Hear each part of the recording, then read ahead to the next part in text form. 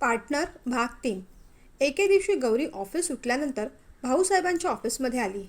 आबासाहेब तिला बाहेरच भेटले. गौरी, तुम्ही आज इथे कशा? माझं ना काम होतं मल्हारकडे. सॉरी सॉरी यांच्याकडे, ती चाचरत म्हणाली. ते हसले. छान छान, अशीच कामं काढत राहा आणि असेच आनंदी राहा. त्या दोघांचं चांगलं सूत जमलंय हे पाहून तेही निश्चिंत झाले होते. पण इथे मात्र वेगळाच प्लॅन शिजत होता. ए मल्हार, चल शॉपिंगला जाऊया. मला शॉपिंग करायची आहे, गौरी म्हणाली. मी नाही येत जा, मला मॅच बघायची आहे. तू तुझी तुझी जा ना, तो म्हणाला. ठीक आहे, मग सांगते तसं आबा काकांना, ती बोलू लागली. ए, नेहमीच काय का आबांचं नाव घेऊन मला ब्लॅकमेल करत असतेस, तो वैतागत म्हणाला. मग तीही थोडी हसली. म्हणाली, अरे तसं नाही, तुझ्या फायद्याचंच सांगते आहे. संयोगिताचा वाढदिवस येतोय ना, चल तिला गिफ्ट घेऊया. काय, खरंच की काय? चल तर मग जाऊच या, तो उत्साहाने उठला. पण थांब, आधी मला विक्रांतसाठी गिफ्ट घ्यायचं आहे. त्याला गिफ्ट घेऊ, मग संयोगितासाठी घेऊ, तिने आपली अट मांडली. का, त्याचाही प्रकट दिन आहे की काय, त्याने उपहासाने विचारलं. नाही, पण मला त्याला गिफ्ट देऊन प्रपोज करायचं आहे पिकनिकच्या दिवशी. बरं चल मग, असं म्हणत दोघे शॉपिंगला निघाले. शॉपिंग मॉल जवळ आला. मला इथे पार्किंग मिळणं जरा कठीण वाटतंय. तू एक काम कर, तू पुढे मॉलमध्ये जा, मी गाडी पार्क करून आलो, मल्हार म्हणाला. त्याप्रमाणे गौरी गाडीतून उतरली. मॉलमध्ये गेली. गाडी कुठे पार्क करता येईल हे मल्हार पाहू लागला. सुदैवाने एक योग्य जागा त्याला मिळाली. गाडी पार्क करून तो मॉलच्या रस्त्यावर आला आणि पाहतो तर काय, कसली तरी गडबड चालली होती. कसला तरी मोर्चा येत होता आणि त्यांची आपापसात भांडणं चालली होती. लोक काठ्या हॉकी घेऊन धावत होते. त्याला काही कळेच ना. तेवढ्यात मागून कोणीतरी त्याला धक्का दिला. तो आई ग असं विव्हळला. गौरी तर मॉलमध्येच गेली असणार. तो रस्ता काढत मॉलमध्ये जाऊ लागला. गर्दी त्याला मागे ढकलत होती आणि गर्दीतून वाट काढत तो पुढे जात होता. तो घाबरला होता. स्वतःच्या जीवाला नाही तर गौरी दिसत नाही म्हणून. तो वेड्यासारखा तिला शोधत राहिला. हाका मारत राहिला. ती कुठेच दिसत नव्हती. मॉलचं शटर तर डाऊन केलं होतं. मग ती आत असेल का? आत असेल तर ठीक, पण आत नसेल तर? या गर्दीत घाबरून जाईल बिचारी. आणि खरोखरच बाहेरच्या गोंधळाने गौरी घाबरली होती. तिला हे कळून चुकलं होतं की आपण खरंच डरपोक आहोत. आपली बहादुरी फक्त मल्हारपर्यंतच. मल्हारला शोधायला ती मॉलच्या बाहेर पडली होती आणि तेवढ्यातच शटर बंद झालं होतं. तिला रडूच कोसळलं. एका कोपऱ्यात उभी राहून ती थरथरत होती. जीवाच्या आकांताने ती मल्हारला हाक मारत होती, पण एवढ्या गर्दीत तो दिसायला कुठे? तिला आठवला तो त्याचा मंत्र, नको जिनी नको चिराग. एवढं बोलेपर्यंत खरोखरच धावत पळत घामाने थपथपलेला, डोळ्यात पाणी साचलेला मल्हार तिच्यासमोर उभा होता. कसलाही विचार न करता तिने मग त्याला मिठीच मारली. तिला सावरत दोघं कसेबसे गाडीपाशी पोहोचले. मल्हारने गाडीतील पाण्याची बॉटल तिच्या हातात दिली. तिला शांत केलं. तिच्या डोक्यावरून हात फिरवत म्हणाला, आता घाबरायचं काही कारण नाही. एवढी शूर मुलगी, कशाला घाबरतेस? आपण दुसरीकडे जाऊया शॉपिंगला. खरं तर शॉपिंग करायचा मूड गेला होता, पण मल्हारला वाईट वाटू नये म्हणून मग ती हसून हो म्हणाली. गाडीत बसल्या बसल्या मल्हार गप्पा मारत होता. तिला हसवायचा प्रयत्न करत होता. हळूहळू तीही स्थिरावली. ते प्रथम घड्याळाच्या दुकानात गेले. मल्हारने विक्रांतसाठी एक छानसं घड्याळ चूज केलं. त्याच्यावर एक छान स्टिकर लावलं. काय ग गौरी, याच्यावर काय लिहिणार? डिअर विकी की डिअर विक्रांत? ती हसली, काही बोलली नाही. मग ते ड्रेस घ्यायला ड्रेसच्या दुकानात गेले. गौरीने खूप सारे ड्रेस पाहिले, पण तिला मनासारखा ड्रेस मिळतच नव्हता. तुमच्या मुलींचे ना नखरेच खूप असतात. ही डिझाईन आवडली तर तो रंग आवडत नाही, तो रंग आवडला तर ही डिझाईन आवडत नाही. आणि संयोगिता तर गोरी आहे, तिला गुलाबी रंगापेक्षा वांगी रंग जास्त छान दिसेल. वांगी रंगाच्या ड्रेसवरून हात फिरवत मल्हार बोलू लागला. त्याचा तो निरागस आनंदी चेहरा पाहून गौरीला मनापासून खूप बरं वाटलं. मल्हार, असाच नेहमीच आनंदी राहा रे, मनातल्या मनात ती बोलून गेली. चला निघूया, ऑलरेडी उशीर झालाय, मल्हारने वेळेची आठवण करून देत घड्याळाकडे बोट दाखवलं. पण मला तर बाबा खूप भूक लागली आहे. आपण मस्तपैकी डिनर करूनच जाऊया. ए गौरी, इथे जवळच एक मस्त हॉटेल आहे. त्या हॉटेलच्या बाहेर ना सुंदर एक लेक दिसतो. मी अनेकदा मित्रांबरोबर या हॉटेलमध्ये येतो संध्याकाळी. इथे संध्याकाळी ना पाण्यावर कधी कधी चंद्राचं प्रतिबिंबसुद्धा दिसतं. आजूबाजूला लाईटिंग केलेली असते, ती पण मस्त वाटते. तुला आवडेल ते हॉटेल, जाऊया आपण, मल्हार बोलत होता. ती हो म्हणाली. ते दोघं हॉटेलमध्ये आले. हॉटेल कल्पनेपेक्षा खरंच खूप जास्त सुंदर होतं. ओपन लॉनवरचं ते हॉटेल. दोघं एका कोपऱ्यात जाऊन बसले.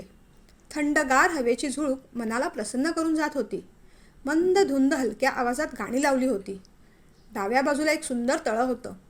खरोखरच मल्हारने सांगितल्याप्रमाणे त्यात चंद्राचं प्रतिबिंब दिसत होतं. वेटरने ऑर्डर घेतली.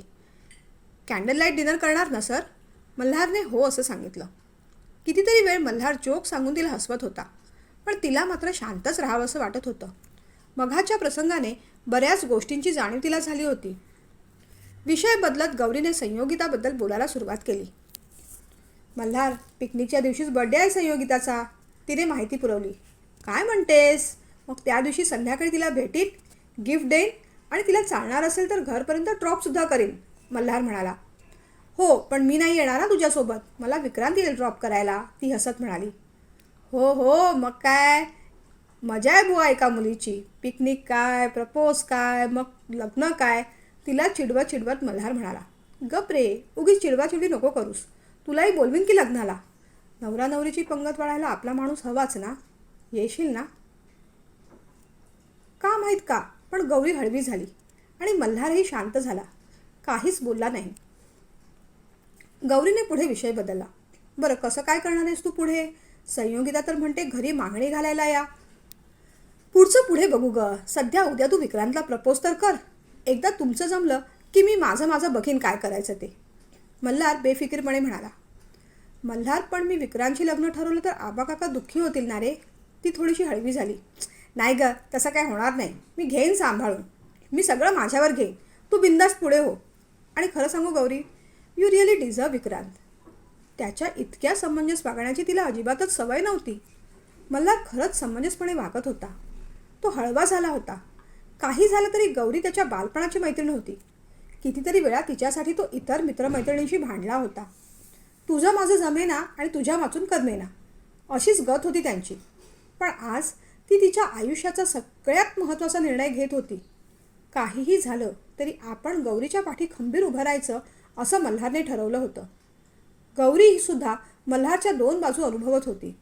आपल्याबरोबर मस्ती घालणारा, वाद घालणारा मल्हार आणि आपली काळजी घेणारा, समजून घेणारा मल्हार. याचा निष्पाप निरागस स्वभाव म्हणजे हिराच. आणि या अशा हिऱ्याला जपायला संयोगिता नावाचंच कोंदण हवं. खरं सांगायचं झालं तर दोघंही त्यांच्या नकळत एकमेकांच्या प्रेमात पडले होते. म्हणून दोघंही झटत होते ते एकमेकांचं प्रेम मिळवून द्यायला. गौरी प्रयत्न करत होती संयोगिता आणि मल्हारच्या प्रेमासाठी आणि मल्हार प्रयत्न करत होता गौरी आणि विक्रांतसाठी. पिकनिकचा दिवस उजाडला, पण का कुणास ठाऊक गौरीला उत्साह वाटत नव्हता. सकाळी मल्हारने तिला फोन केला तेव्हा ती उठली. एक गौरे ठवरे, उठलीस की नाही? आळशी कुठली, लग्नात पण असंच करणार आहेस का? तो विक्रांत तिथे हार घेऊन उभा असेल आणि तू इथे बाथरूममध्ये. मल्हार हसला, पण त्यात विनोदापेक्षा विरह अधिक भासत होता. ती काहीच बोलत नाही पाहून तो म्हणाला, आणि हो, ते घड्याळ न्यायला विसरू नकोस हा. हो रे बाबा, घेईन. आणि हो, तू संध्याकाळी माझ्या ऑफिसकडेच ये. पिकनिकवरून येताना सगळे ऑफिसला येणार आहेत आणि मग तिथून घरी जाणार. आणि हो, संयोगिताचा ड्रेस पण घे. आणि हो रे, ती म्हणाली तर तिला घरी पण ड्रॉप कर. आणि मग तू? मल्हारने घाईने विचारलं. अरे, मला विकी करेल ना ड्रॉप, ती म्हणाली. अरे हो, खरंच की. बरं, भेटू संध्याकाळी. पिकनिकला बसमध्ये खरं तर गौरीला विकीच्याच बाजूला बसायचं होतं. त्याला घड्याळ द्यायचं होतं, जमल्यास लग्नाचा विषय काढायचा होता. काय बोलायचं, कसं बोलायचं याची मल्हारने प्रॅक्टिस करून घेतलीही होती.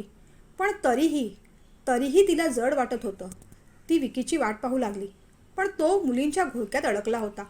आणि तेवढ्यातच संयोगिताने तिच्या बाजूची सीट अडवली. विकी आत आला आणि गोड स्माईल करत त्याने तिला हाय केलं. बस सुरू झाली आणि सगळ्यांचा एकच गलका सुरू झाला. गाण्याच्या भेंड्या काय, एकमेकांची मिमिक्री काय, प्रवास मस्त पार पडला. वॉटर पार्क म्हणजे गौरीचं आवडतं ठिकाण. एकही राईड चुकवायची नाही कधी ती. आणि संयोगिता एकदम तिच्या उलट. तिला राईडमध्ये बसायची भीती वाटायची. गौरीला वाटलं विकी आपल्यासोबत एखादी राईड एन्जॉय करेल, पण तो स्वतःत इतका मग्न होता की गौरी त्याच्यासमोर पाय घसरून पडली तरी त्याला समजलं नाही. तिचा पाय मुरगळला होता, म्हणून ती संयोगिताच्या बाजूला जाऊन शांत बसली. संयोगिता तिच्याकडे पाहत हसत म्हणाली, चला तर तूही माझ्यासारखी आऊट झालीस तर. नाहीतरी मी कधीपासून तुझीच वाट पाहते. मला तुला काहीतरी महत्त्वाचं सांगायचं आहे, पण तू आहेस ना त्या विकीच्याच मागे मागे धावतेस. गौरी म्हणाली, शाणी मोठी, माझा पाय मुरगळला त्याचं काहीच नाही होय. तसंही आज तुझा वाढदिवस आहे म्हणून काही बोलणार नाही आहे मी. बरं सांग संयू, तुला माझ्याकडून काय गिफ्ट हवं आहे? गौरीने विचारलं. तिला मिठी मारत संयोगिता म्हणाली, गिफ्ट मिळालं आहे मला. माझं लग्न ठरलं आहे. हर्षवर्धन राजे नाव आहे त्यांचं. बाबा सांगत होते सांगलीचे संस्थानिक आहेत ते. त्यानंतर ती काय बोलत होती ते गौरीच्या कानातच जात नव्हतं. तिला आठवत होता मल्हारचा चेहरा आणि त्याचे शब्द. संयोगिता गोरी आहे ना, तिला वांगी रंग छान दिसेल. किती खुश होता तो. त्याला किती वाईट वाटेल. अगं संयोगिता, पण मल्हारचं काय? तिने विचारलं. त्याचं काय? माझं कुठं प्रेम आहे त्याच्यावर? जे चांगलं स्थळ येईल, माझ्या आईबाबांना पसंत असेल अशा मुलाशीच लग्न करणार आहे मी. आणि हर्षवर्धन राजे यांचं स्थळ कसलं भारी आहे माहिती आहे? कोल्हापूरच्या पॅलेसमध्ये लग्न करणार आहोत आम्ही. गौरीच्या डोळ्यात पाणी आलं. आपण उगीच या मूर्ख संयोगिताशी मल्हारची ओळख करून दिली. बिचारा आज संध्याकाळी येईल, काय वाटेल त्याला? फोन करून आत्ताच सांगावं का? नाही, नको, डिस्टर्ब होईल फार. ती उठली. वॉश बेसिनमध्ये जाऊन तिने तोंड धुतलं. तेव्हाच तिने रडून घेतलं. तिला अजून पाण्यात खेळायची इच्छा आणि ताकदच उरली नव्हती. तिने जाऊन कपडे बदलले. जेवताना मात्र विकी तिच्या वाटेला आला. काय मॅडम, अजिबात स्टॅमिना नाही तुझ्यात. मला वाटलं तू येशील माझ्यासोबत राईड घ्यायला. तो हसत हसत म्हणाला. गौरी चिडलीच होती. तुझं लक्ष तरी होतं का माझ्याकडे? मी पडले, माझा पाय मुरगळला, पण तू तुझ्या मस्तीत मग्न, ती म्हणाली. तो सिरियस होत म्हणाला, काय सांगतेस? सो सॉरी, मला खरंच माहीत नव्हतं. पण थांब, आत्ता तुझा राग घालवतो. त्याच्या वाटीतला गुलाबजामुन तिच्या तोंडात भरवत तो म्हणाला, तू माझ्यासाठी खूप स्पेशल आहेस, म्हणून मला तुला एक आनंदाची बातमी द्यायची आहे. सगळ्यात आधी तुलाच, माझ्या स्पेशल फ्रेंडला. ती ऐकायला आतुर झाली. सांग ना पटकन मग. तो म्हणाला, मला अमेरिकेत जॉब मिळाला आहे. नेक्स्ट मंथ जातोय मी. ती कौतुकाने म्हणाली, खरंच? मग काय, आता आपली लाईफ सेट होणार बघ. तो म्हणाला, पण येईन केव्हा केव्हा भारतात तुम्हाला भेटायला. कदाचित तोपर्यंत तुझं लग्नही झालं असेल. तो म्हणाला. ती समजून चुकली होती. ह्याच्या सेट आयुष्यात आपण कुठेही नाही. मिळालेल्या बातमीमुळे तिला धक्का बसला होता, पण दुःख नाही झालं. कधी कधी ना मनाचं काही कळतच नाही. प्रेम, आकर्षण यात गल्लत करून बसतं ते, पण काही वेळापुरतंच. नंतर त्याचं त्यालाच कळतं ते कुणावर जडलं आहे, कुणासाठी धडधडतं आहे आणि कुणासाठी रडतं आहे ते. माझं ठीक आहे रे, पण तू कधी करणार लग्न? गौरीने विचारलं. हसत हसत विक्रांत म्हणाला, लग्न आणि मी? छे ग, मला तर स्वातंत्र्य आवडतं बुवा. I am a free bird and always will be. आता तिच्या मनावरचं दडपण दूर झालं होतं. आजचा शनिवारचा दिवस. सकाळपासूनच मल्हार गौरीला ऑफिसमध्ये मिस करत होता. ही शूर्पणखा केबिनमध्ये नाही ना, तर केबिन आणि ऑफिस दोन्ही भकास वाटते. मजा करत असेल पण गौरी विकीबरोबर. तो संध्याकाळची वाट पाहत होता. कधी एकदा गौरीच्या ऑफिसकडे जातोय असं त्याला झालं होतं. त्यानं मनात ठरवलं होतं, संयोगिताला गिफ्ट द्यायचं आणि ती म्हणाली तर ड्रॉप करायचं. पण त्याला खरा इंटरेस्ट होता तो गौरी आणि विक्रांतला एकत्र येताना पाहण्यात. पण जरा दुरूनच पाहायला हवं, तशी तंबीच दिली आहे गौरी मॅडमने. बाईक घेऊन तो उठला. 8च वाजले होते, पण चांगलंच अंधारलं होतं. बस नुकतीच आली होती. तो खाली वाट पाहत उभा राहिला. त्याला संयोगिता येताना दिसली. त्याने बाईक पार्क केली आणि तो तिच्याकडे जायला निघाला. तो समोर आला. दोघांची नजरानजरसुद्धा झाली, पण ती चटकन पुढे गेली. जणू काही ती त्याला ओळखतच नव्हती. त्याला आश्चर्य वाटलं. तो हाक मारणार तोच ती एका गाडीत बसली. मल्हारने पाहिलं, कुणीतरी तिशीचा राजपिंडा तरुण गाडीत होता. मग मात्र तो पुढे गेला नाही. तो वळला. तेवढ्यात गौरी आणि विकी खाली येताना त्याने पाहिले.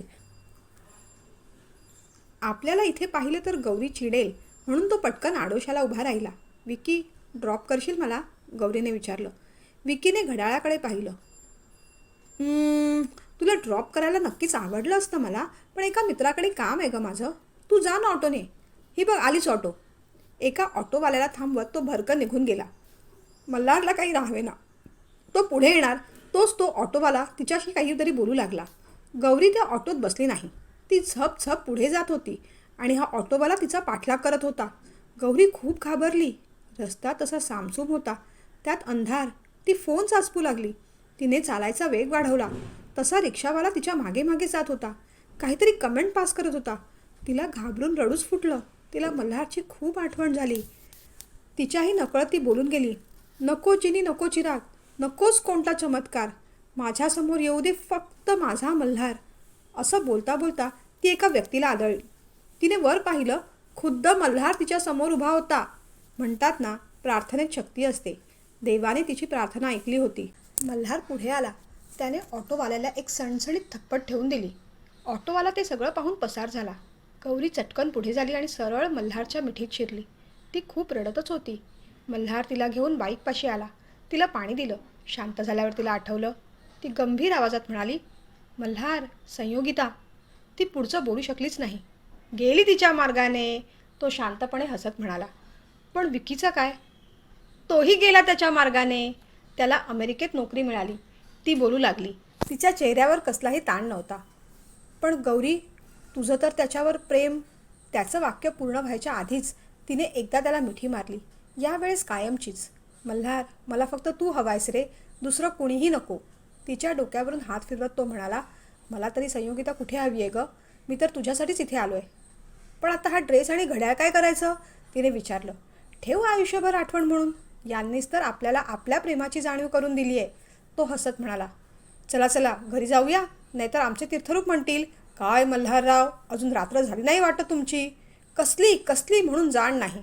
दोघं हसले आणि बाईकवर बसले. एकेकाळचे क्राईम पार्टनर आयुष्यभरासाठी लाईफ पार्टनर झाले होते.